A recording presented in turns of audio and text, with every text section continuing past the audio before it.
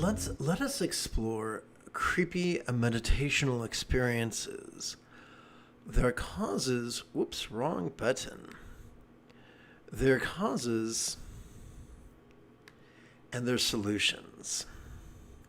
This morning's lesson is drawn from a good-hearted question found on Reddit, which begins, when I meditate, sometimes I start to hit a point where I lose feeling in my body, and normally at that point, I quit because it starts feeling weird.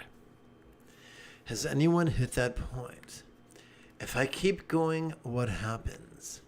It kind of feels like I'm leaving my body or something weird.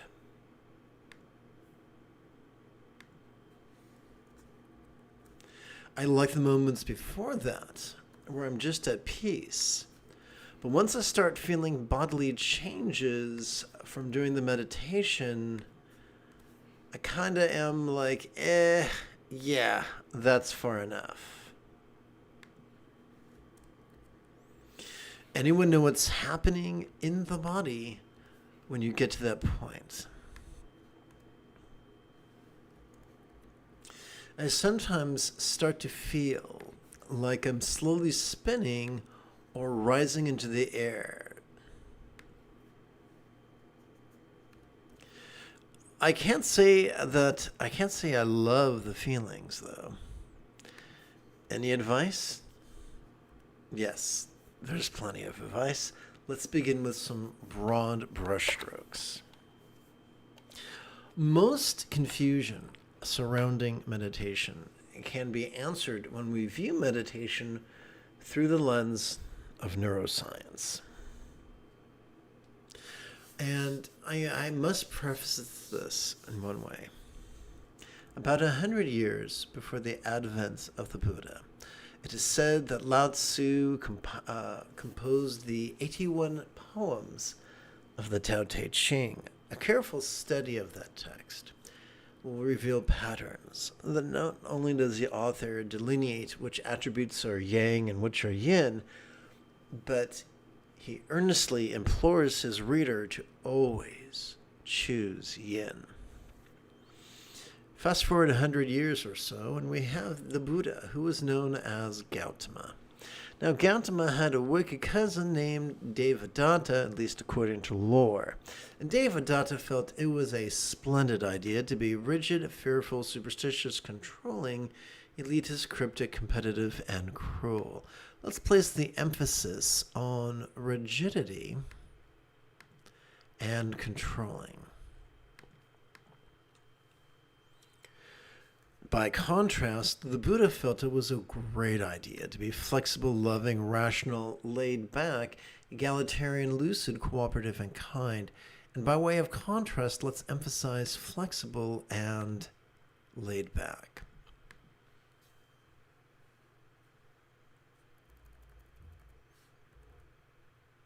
So,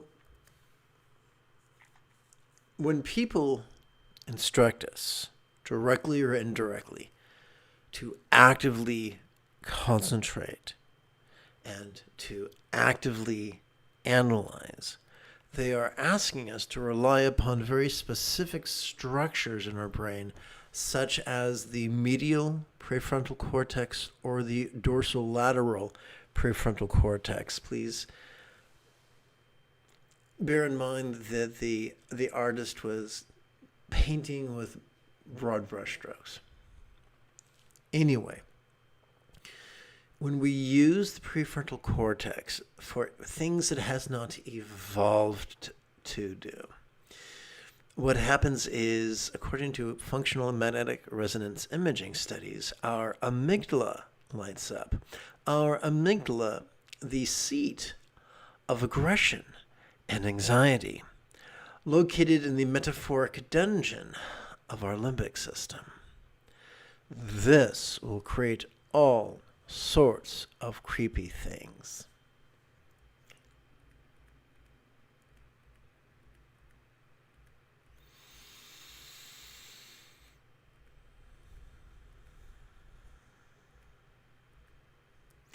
The Buddha taught 7 enlightenment factors. The first one is mindfulness, When the technique we are doing is causing us to, our perceptions to dim or falter, that is a red flag.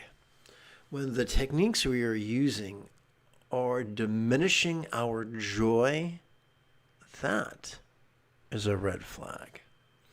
When the techniques we are using are diminishing our tranquility or stealing our peace, that is a red flag. Contrary to the insistence of Oscar the Grouch, meditation is supposed to be joyful and fun and interesting. And other experiences aren't deeply spiritual. They are your body's way of saying, hey, this thing you're doing isn't serving us well. Now, I've got some good news for you. Once I turn to the appropriate image. Okay, this one will work. Let's use a different one. Here we go. So we've already reviewed that when we over rely on our prefrontal cortex, it lights up our amygdala, the seat of aggression and anxiety. Now, how's about some good news? When we rely on a different neurological structures, the sympathetic nervous system and the parasympathetic nervous system, not only does our amygdala stop lighting up, but in its place, this thing lights up. This thing that kind of looks like a catcher's mitt. The big kids call it the anterior cingulate gyrus. It functions as the hub of our mirror neurons, the seat of empathy and compassion and love.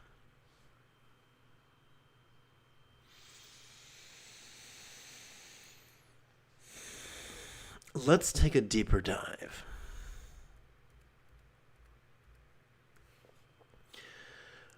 The seventh enlightenment factor is mindfulness. Every time we inhale, whether we know it or not, whether we mean to or not, we wind up accessing our sympathetic nervous system, ensconced within the middle third of our spinal cord. This bad boy has not evolved to support either extreme of mind blanking or active concentration. What has it evolved to do? It's evolved to perceive, and to do so vulnerably, passively, viscerally, and randomly.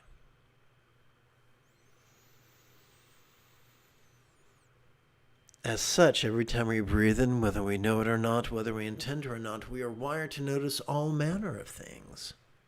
We're wired to notice we're wired to notice sights, sounds, sensations, flavors, scents, and the like. We're wired to notice emotions, intentions, thoughts, memories, and imaginings.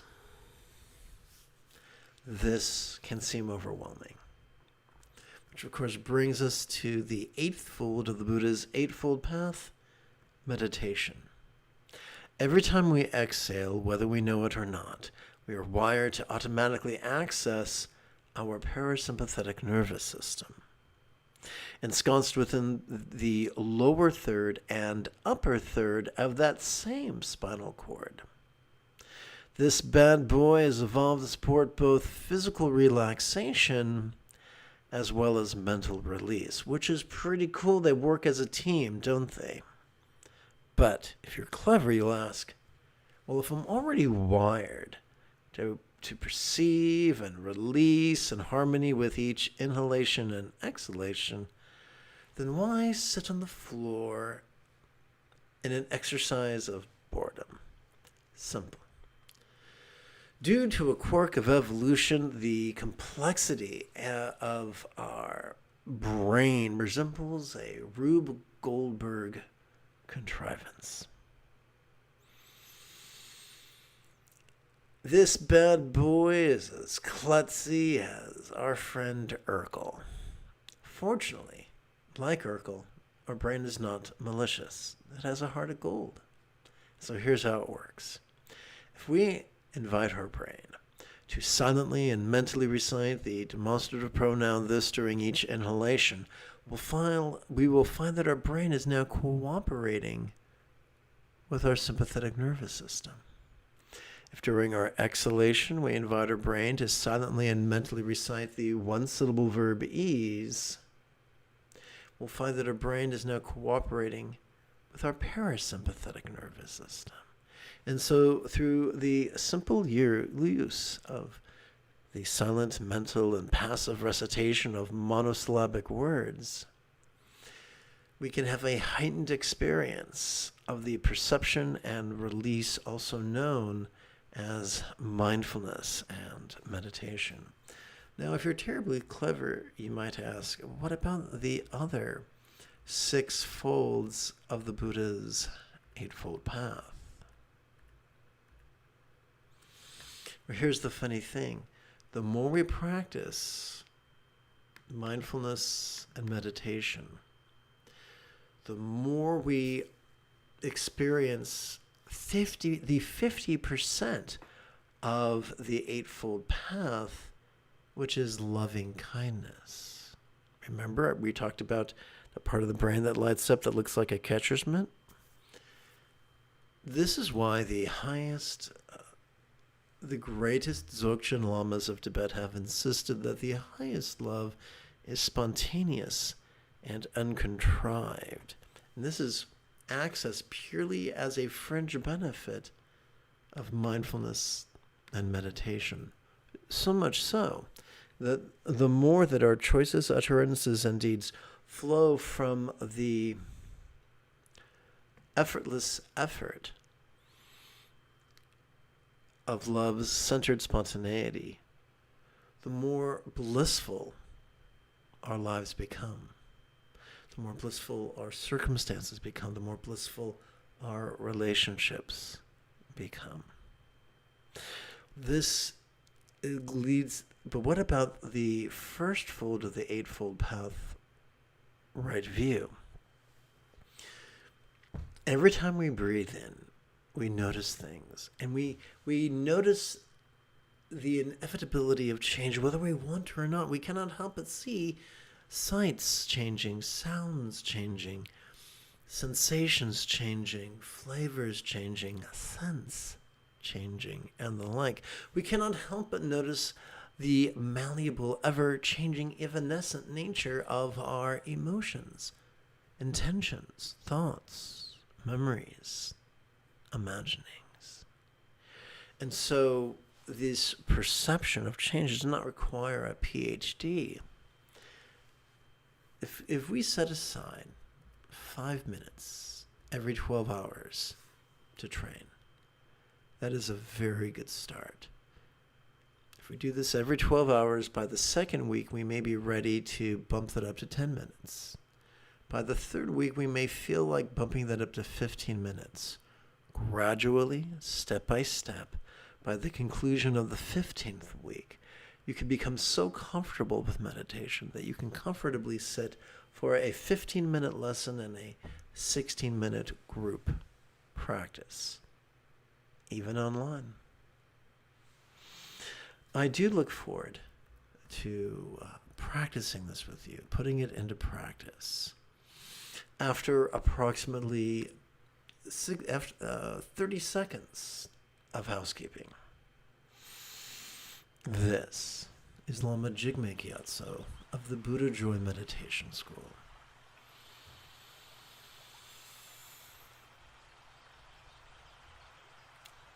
For more than 40 years, let me jump back. For more than 30 years, I've spent about 8 hours a day studying every form of meditation so that you would not have to.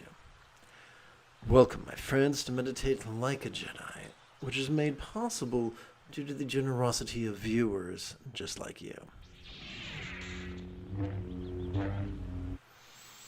What I'd like to do is play with the foundational text of Dzogchen.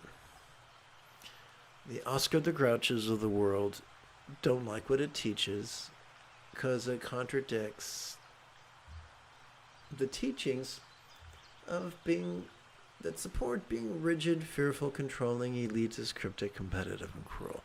So they call it restricted. But the Buddha didn't teach there were restrictions. The Buddha taught as he lay dying, I've taught with an outstretched arm and an open hand, keeping no secrets.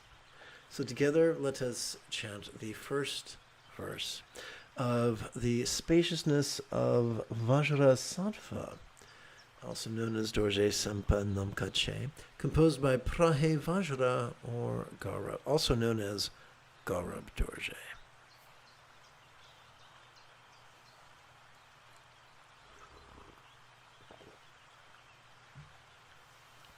Please chant with me.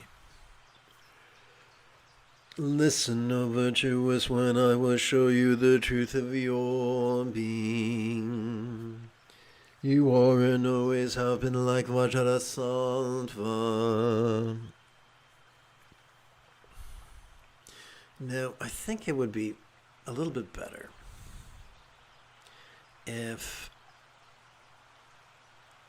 I did the old switcheroo here. So what I'd like to do is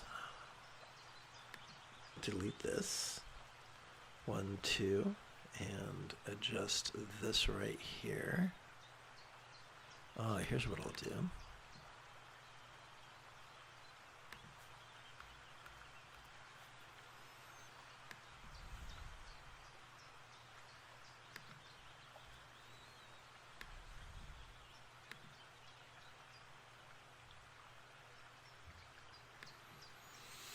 And I will add an image. Let's hit insert. And let's go to pictures. And let's go to Buddhist yoga. And let's go to Dorje Sampa. And let's look for Rupa.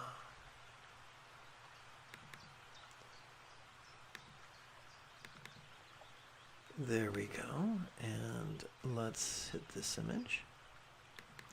And let's tap the wrap behind text feature and scroll up.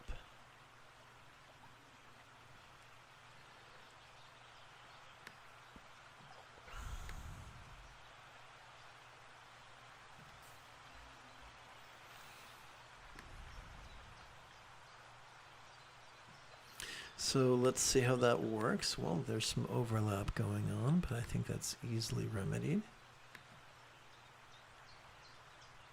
A little bit more. Okay.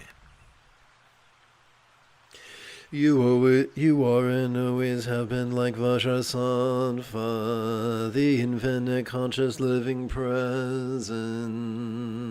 And let's do the same thing again.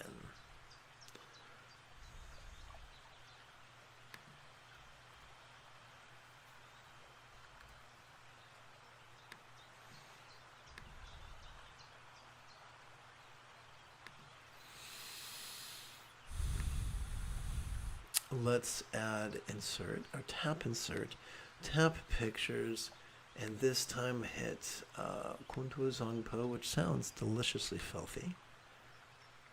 Let's add an image and click the feature, which allows me to tuck it behind the text.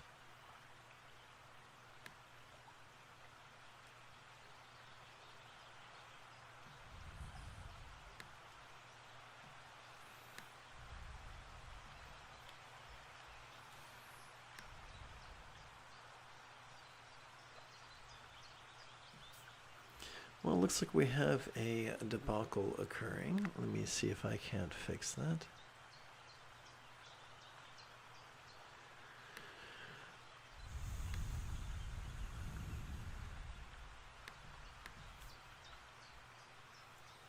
And let's see how that balances out. Splendid. A little bit lower, I think would be even better. Cool.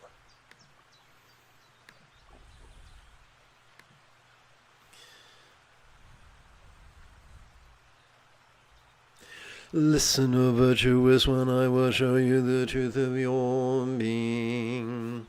You are and always have been like Vajrasattva, the infinite consciousness, living presence, the vast spaciousness of being, always good, the way of liberation for all beings, beyond appearance and disappearance, beyond the grasp of the intellect.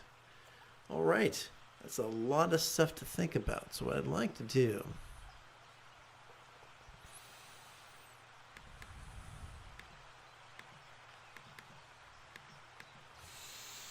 is practice just like we talked about during the opening instructions. As we breathe in, we can silently and mentally recite the demonstrative pronoun this. And as we exhale, we can silently and mentally recite the one-syllable verb ease.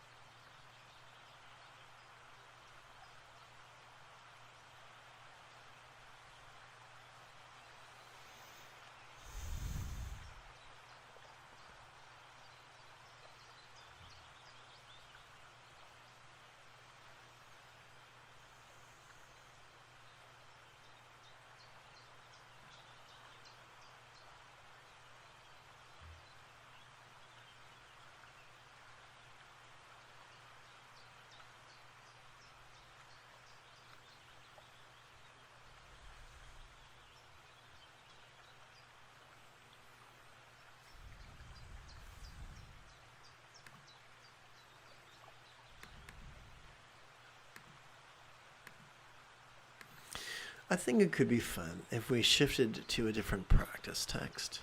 Let's turn our attention to Heart Essence Easy Meditation. Let's begin with bringing Lama Kyeno's figurative practice of calling the teacher as from afar into Energy Work's path of bliss and letting go. Remember, what follows is figurative. Please chant with me. Let us invite real imagine Guru Avalokiteshvara to the crown of our head, that in the union of bliss and letting go we may train. Now the silent version. So we're going to take all these words and squish them down to just 6 syllables, which we're going to divide between our inhalation and our exhalation.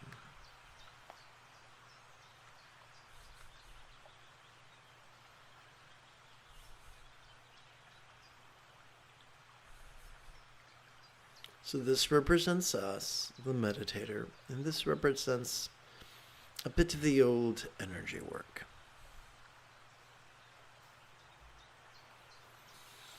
As we inhale, we can silently and mentally recite the noun sky. As we exhale, we can silently and mentally recite the verb ease. If you wanted, you could position yourself so that even though your face is perpendicular to the ground, your eyes could gently gaze upon the sky.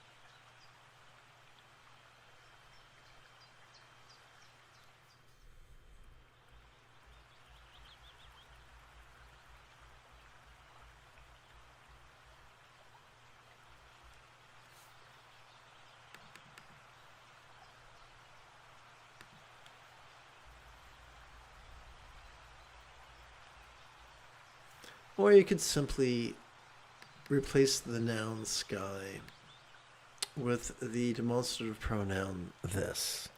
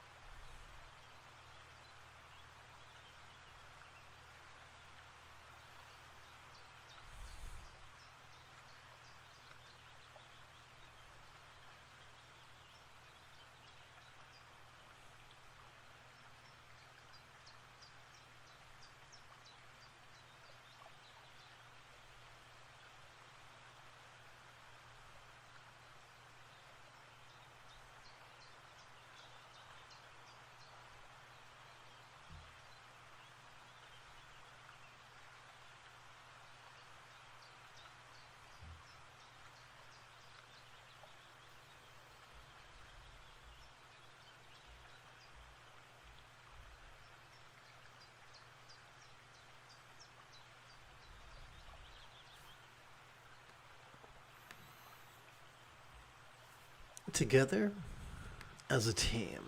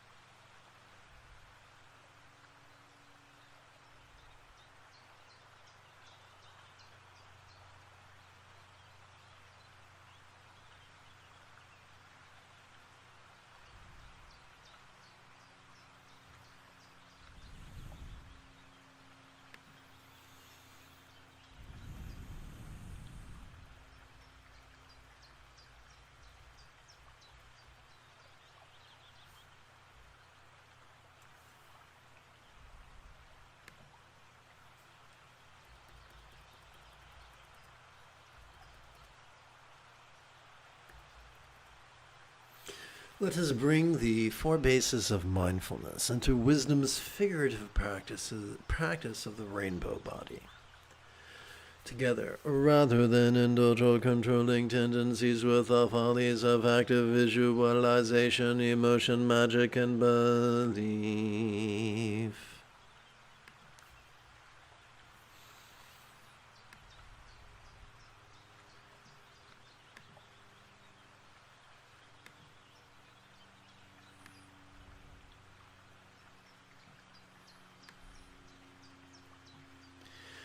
We could just recite these wise words in harmony with our breathing and allow our subconscious to do the heavy lifting.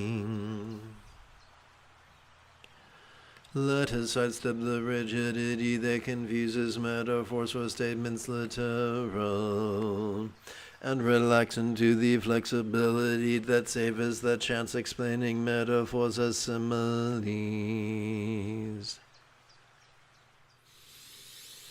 All visible circumstances or lots could be as impermanent and interdependent.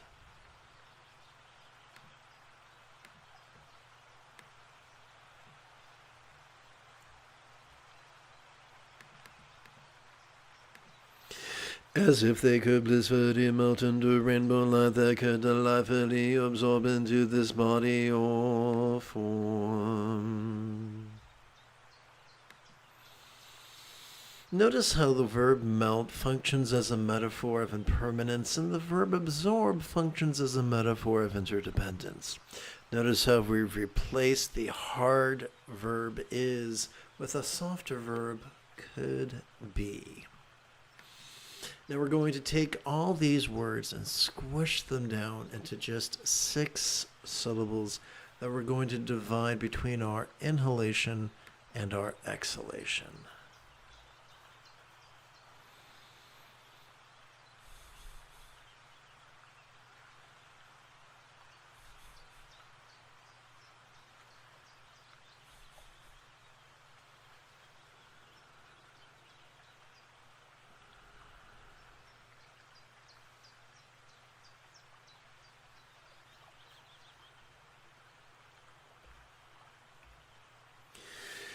All sensual bodies could be as impermanent and interdependent, as if they could blissfully melt into rainbow light that could delightfully absorb into this communicational speech.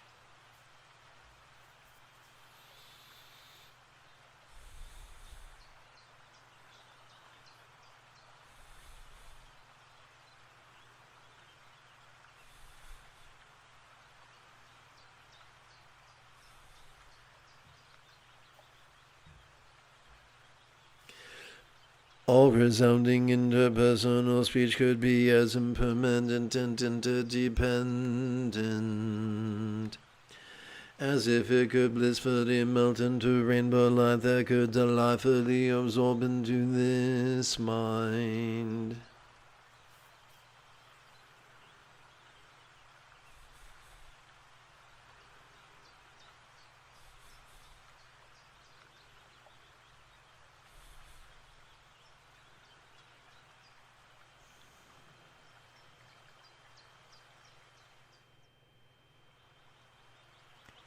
Thanks, Nugs. Right back at ya. All lucid minds could be as impermanent and interdependent as if they could blissfully melt into rainbow light that could delightfully absorb into a vast empty void. Like the illusion of the infinite azure sky on a bright and beautiful cloudless morn, which, although tantalizing to the eye, could be non-graspable to the hand.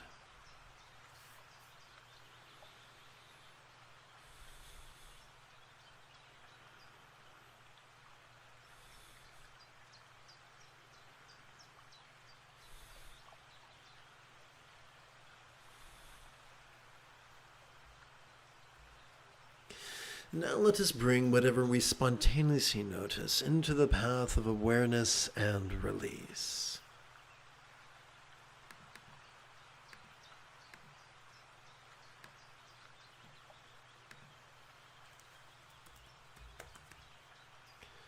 By way of quick reminder, as we inhale, we could silently and mentally recite the demonstrative pronoun this as we kick back and watch the antics of mind as it perceives, emotes, intends, reasons, recalls, and imagines.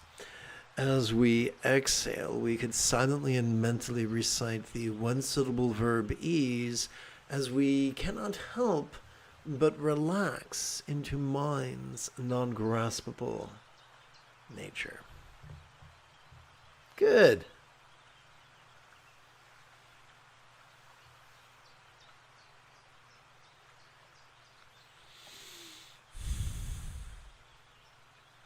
My good was for nugs. Sometimes communicating via chat window is a bit ungainly.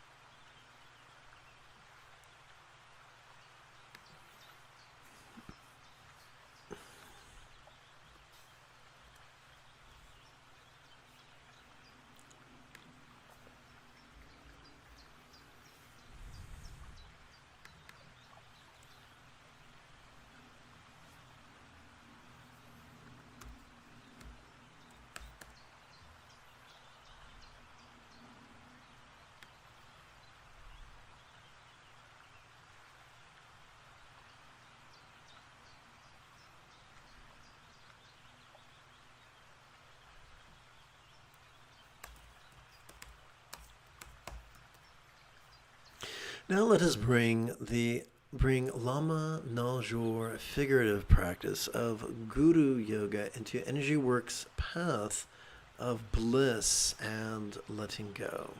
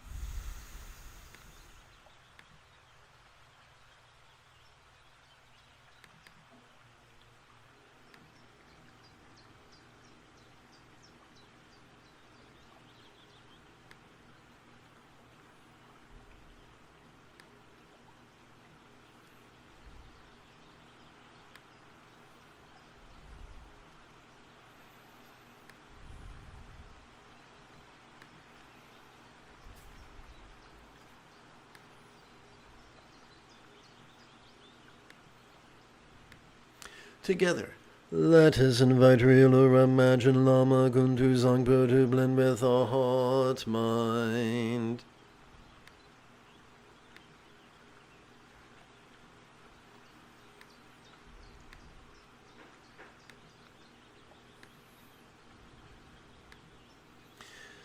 That in the union of bliss and letting go we may train.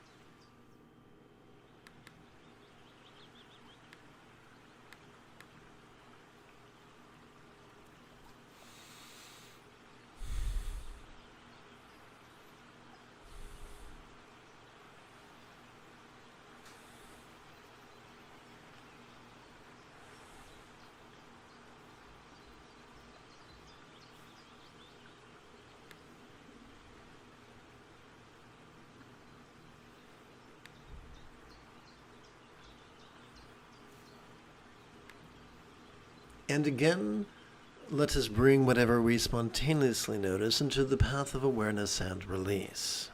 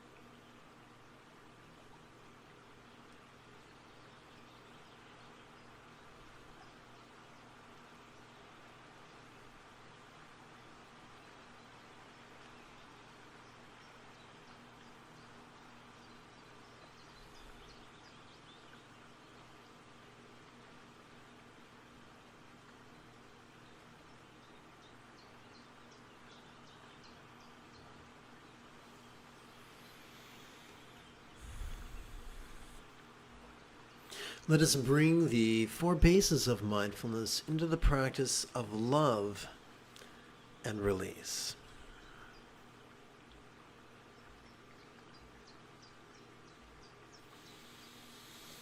I invoke teachers on action, on meditation, and Hung View.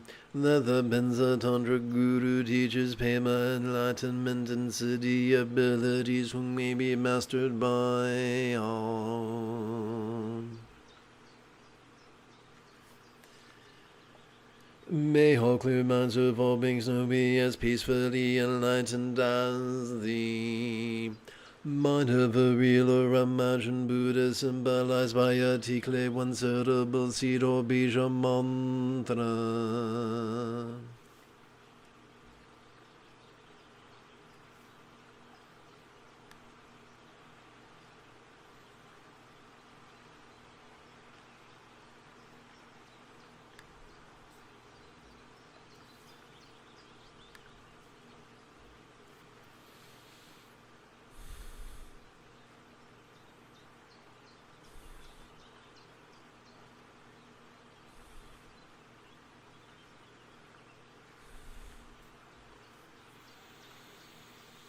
Om Mahung Benzo Guru Me Maziri Hung Om Mahung Benzo Guru Me Maziri Hung Om Mahung Benzo Guru Me Maziri Hung Om Mahung Benzo Guru Me Maziri Hung. May all relationships or speech of all beings know be as joyfully laughing as a real or imagined Buddha speech symbolized by your horizontal mala mantra.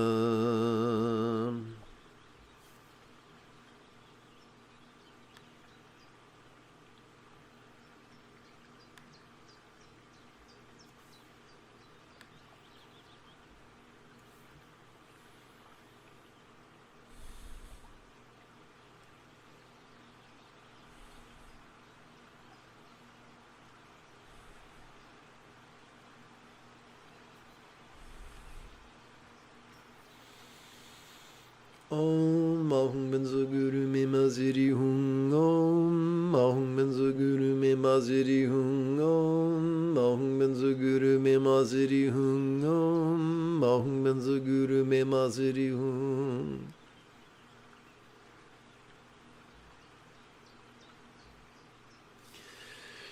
May all bodies or forms of all beings know enjoy the beautiful health seen in Buddha statuary, depicting the blissful body of a real or imagined Devi or Yadam, an archetype of enlightenment such as Kuntu Zangpo.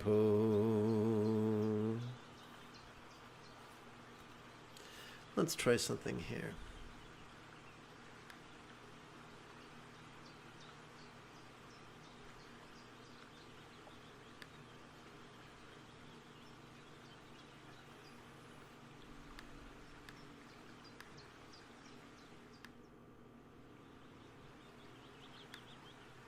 Fabulous. Okay. That's prettier. So what we're going to do is use this. This is less of a prayer and more of just using words to guide our loving intention. Together, let us chant. May all bodies or forms of all beings know enjoy the beautiful health seen in Buddha statuary, depicting the blissful body of a real or imagined Yadam, an archetype of enlightenment such as Kuntu Zangpo. So what we're going to do is, well, I'm going to edit for a moment. That's what we're going to do. And then I'm going to paste. All right, so we're going to take all these words and squish them down to just 6 syllables that we're going to divide between our inhalation and our exhalation.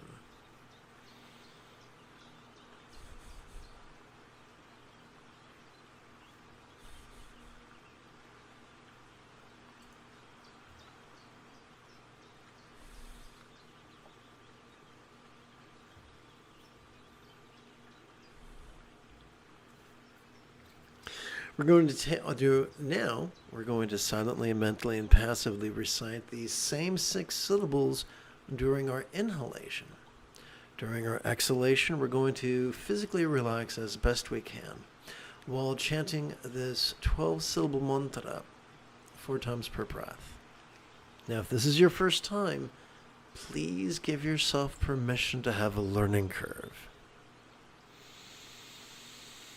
Om Mahum Benzo Guru Me Maziri Hung Om Mahum Benzo Guru Me Maziri Hung Om Mahum Benzo Guru Me Maziri Hung Om Mahum Benzo Guru Me Maziri Hung.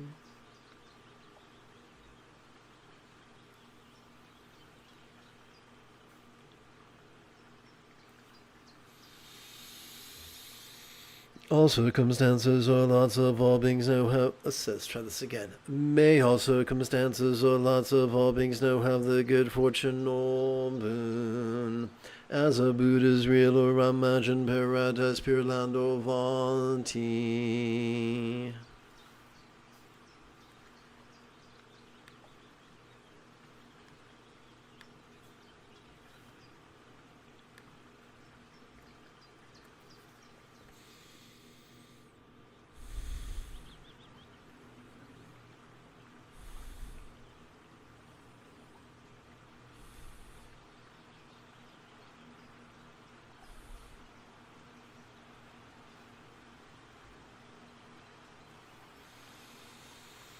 Om Mahum Benzo Guru Me Maziri Hung Om Mahum Benzo Guru Me Maziri Hung Om Mahum Benzo Guru Me Maziri Hung Om Mahum Benzo Guru Me Maziri Hung.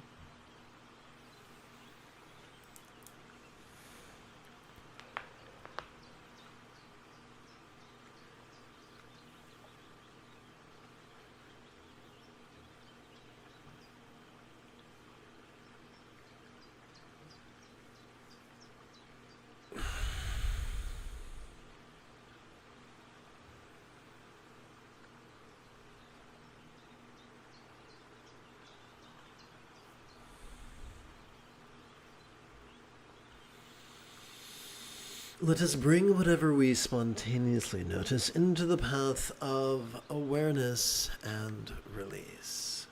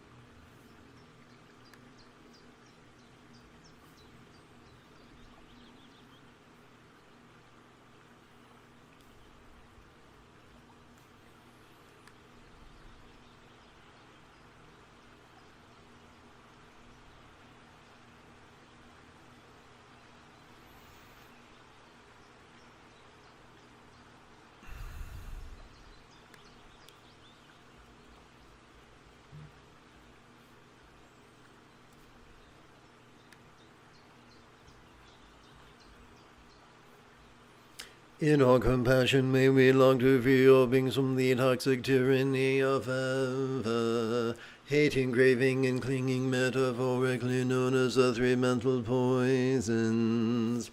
In all pragmatism, may all liberation of all others be fueled by all reliance on the Buddha's example, instructions, and students, described by the metaphor of the three wish-fulfilling jewels. So, if you wish, after having sat for approximately 75 minutes, you might find it refreshing to join me for some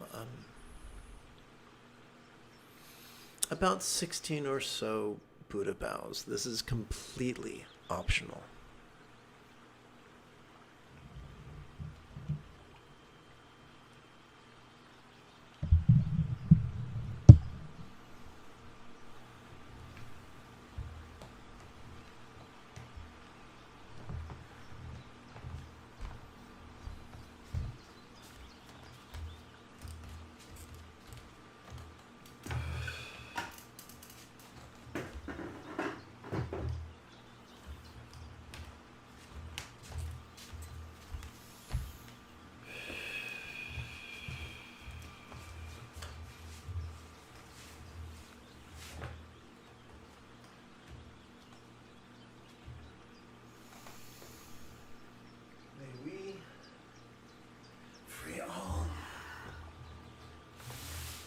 Through the three jewels.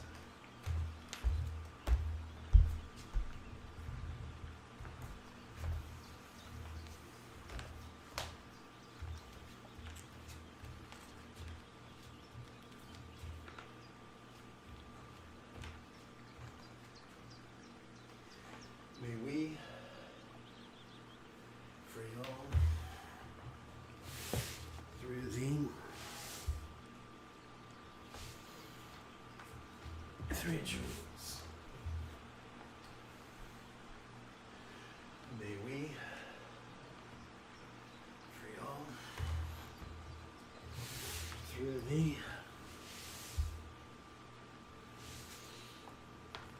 three jewels.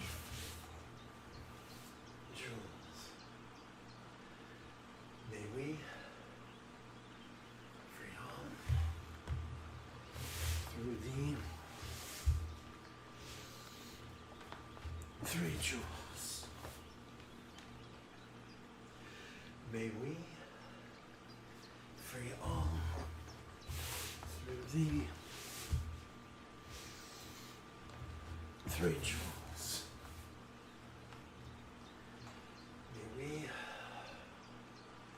free all through the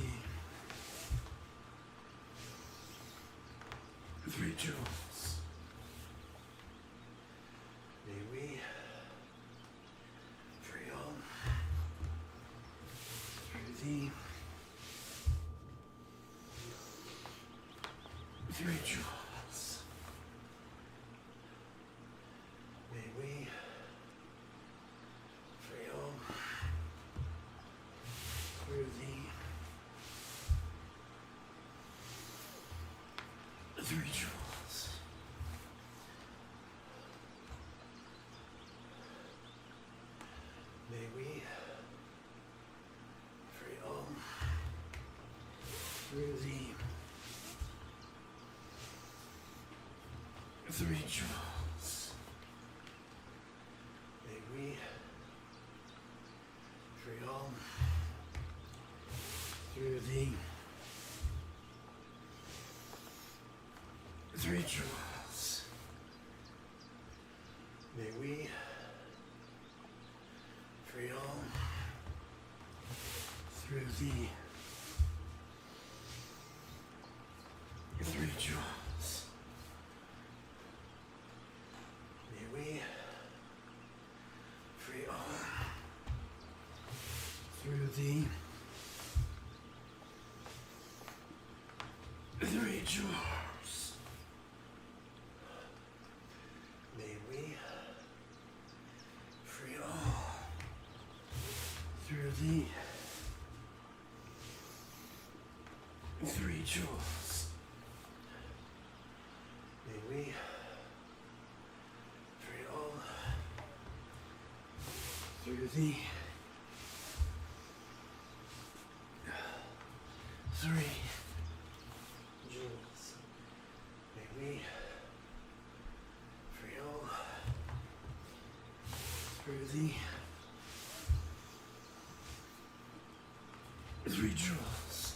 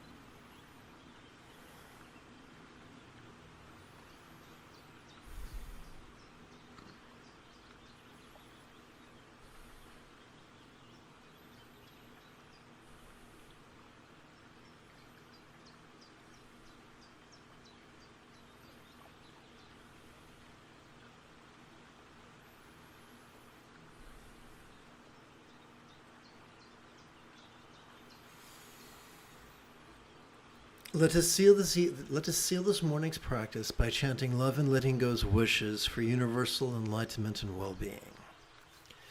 May all minds of all beings lucid yet void no be as enlightened as our Buddha's minds and vitalized by your one suitable vision. May all speech of all beings resounding yet void no be as loving as a Buddha's speech symbolized by your multi-syllable mantra. May all forms of all beings sensual yet void no be as healthy as a yet dumb archetype depicted in Buddhist statuary. May all lots of all beings appearing yet void no be as fortunate as a pure land of law represented in Buddhist paintings.